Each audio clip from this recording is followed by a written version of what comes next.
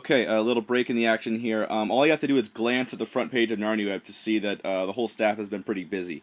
It's almost like we have to take it in shifts now. Like every hour, there's a huge number of spy reports, and it's like Disney's been under marketing the film intentionally for a while, and now they're just kind of busting it all out at once. Just go to narniaweb.com right now. If you want to keep up with the news, you really got to check every few hours. That's how much news there is right now. It's insane. But I've got a little break here. So I'm gonna talk about some news and catch up on it. I meant to. We're here last week, the last week of anticipation. I meant to do a video yesterday to commemorate. Hey, 1 week to go. I just didn't have time. So much going on with my Blu-ray review and everything that I did, and so it's nuts. I started this blog with like 390 something days to go, and now here we are, one more week. And so crazy. Let's talk about what's been going on. Just a couple of the highlights. I can't possibly talk about everything, but here are some of the interesting things. Obviously, there's the Return of the Lion clip with Lucy and Aslan. Very highly anticipated scene from fans because it's such a touching scene from the book. I think one of the most memorable scenes in the whole series. And first, let me just say that I really hope that this is not the full scene. You know, as we've seen with that Peter Caspian fight, it's not uncommon for them to shorten clips, like just when they release them online, to cut out some parts and just kind of get the essence of it. And I really hope that's not what they've done here, because this scene is over like that. They just kind of whisk through it and then they're done.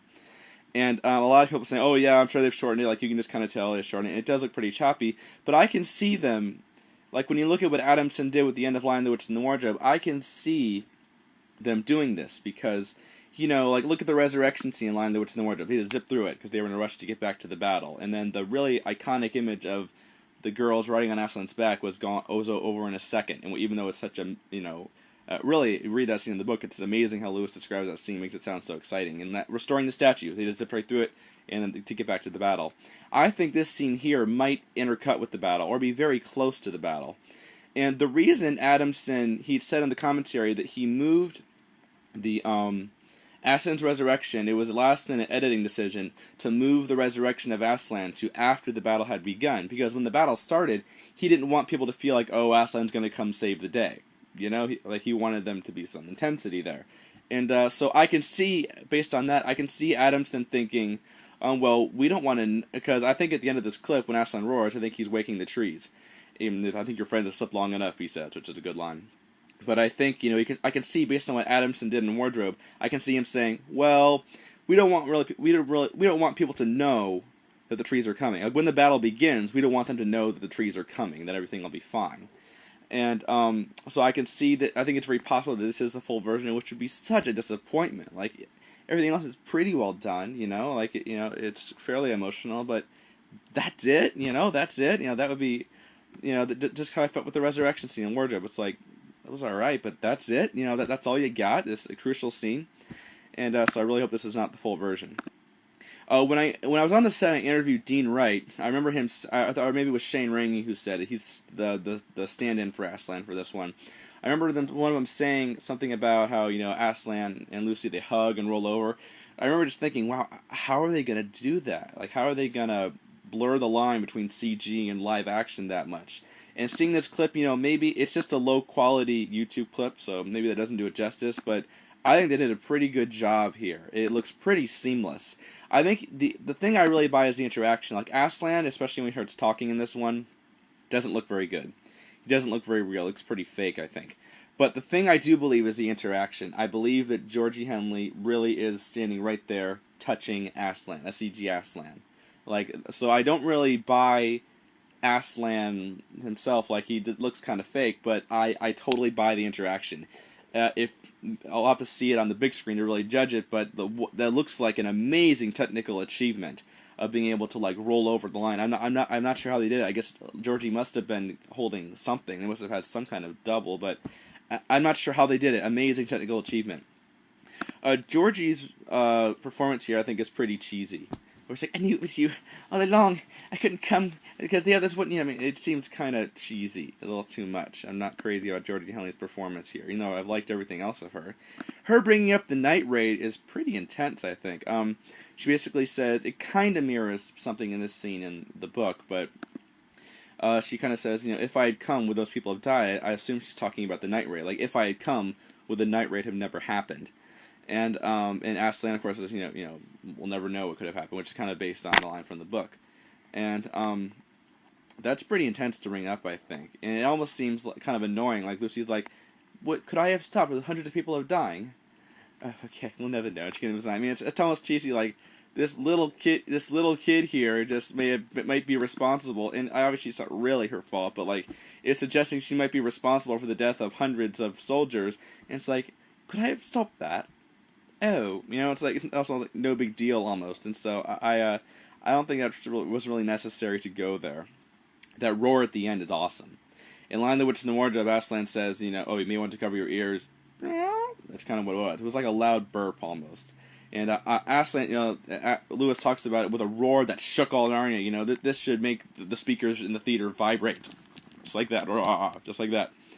And so the roar here is just a YouTube clip, but it sounds very cool, and I love that shot. I think that's the music clip you've heard. I think it's going to show that the trees awakening, and a big dramatic shot of all the trees waking up. I think that's what it's going to be.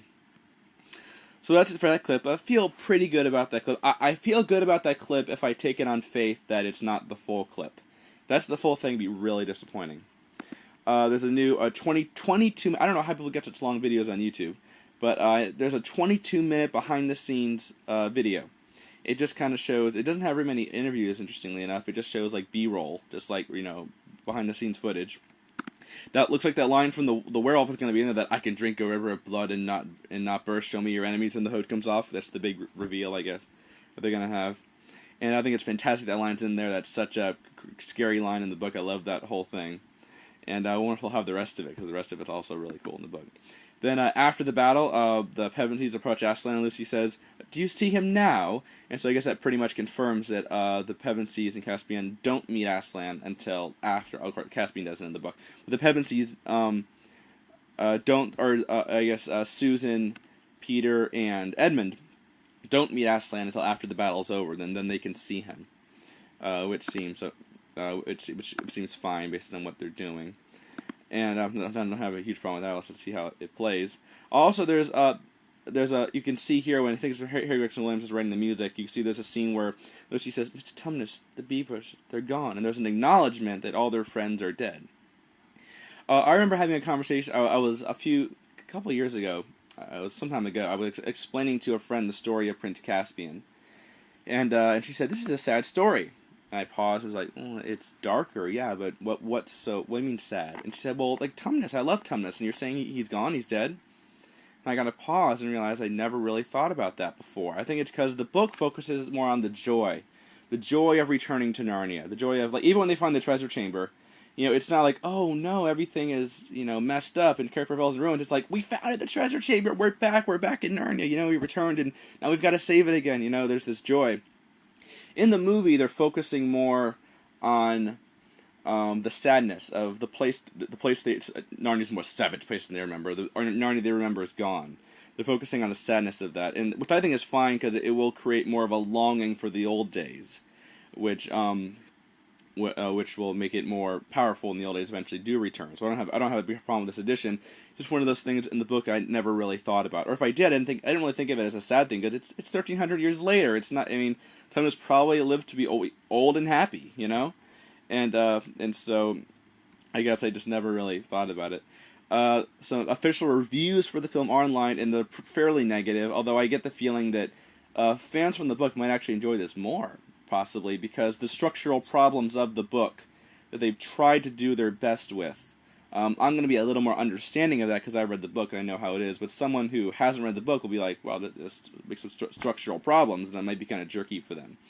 But I think having read the book, I'm going to be more understanding of that. So all this time I've been thinking that non-fans would enjoy it more. Maybe fans will enjoy it more. I don't know. But I'm not terribly discouraged by the negative reviews. We'll just have to see. But we're here. Check Narnia Web. So much going on. Final week to go. Let's go.